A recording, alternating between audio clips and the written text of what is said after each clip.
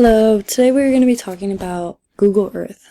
So for Google Earth, we first talked about Lewis and Clark.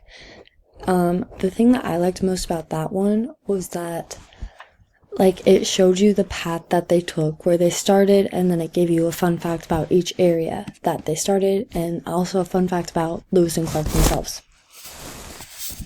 So, for the Google Earth one that I picked, I chose one on global warming. I must have closed out of it.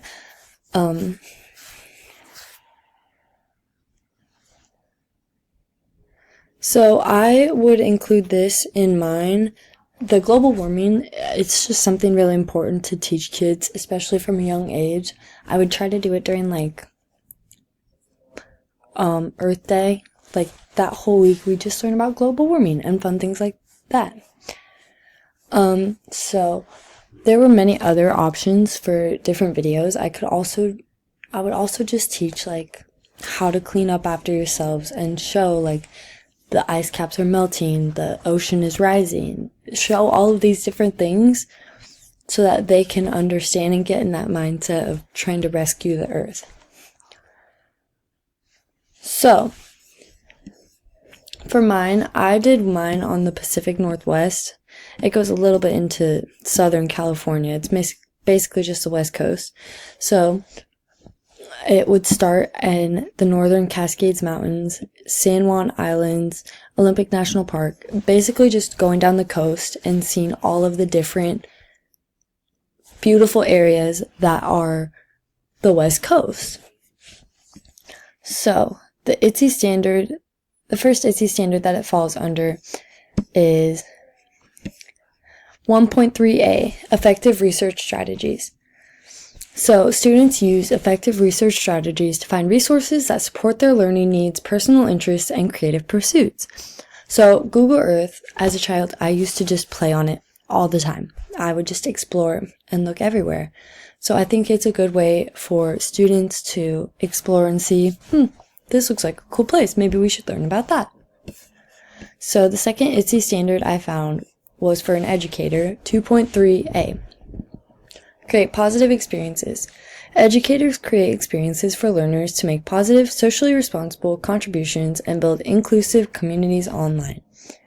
So educators are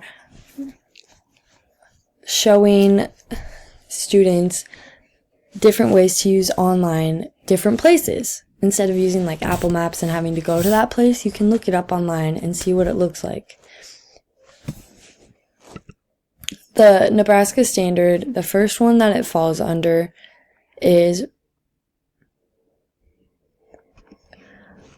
would be SS 1.3.2a. Identify and differentiate between physical features on maps, globes, graphics, and in other physical world.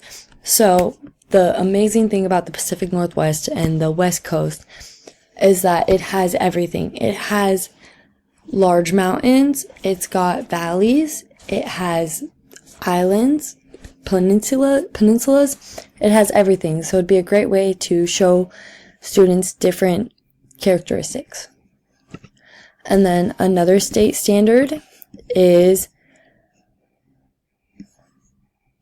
SS.1.31a, identify the 4 cardinal directions. So we would be discussing the West Coast, and then we could do another unit on a different day about the East Coast, or the Midwest, or the South, or the North. So there's plenty of ways to go about it and build off of each subject.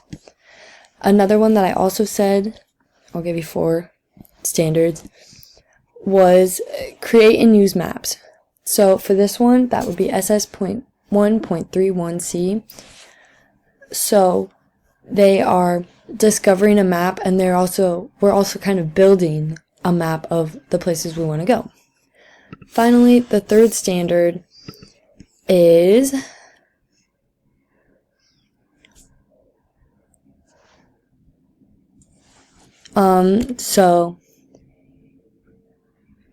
so it would be SS.1.2.3a. Categorize human and natural resources used to create goods and services. So one of the places that I put was for Redwood National Park. And so being able to see the trees and see this is part of what helps build our houses and do a lot of other things in the world would be a fun, cool way to introduce it. Thank you for watching.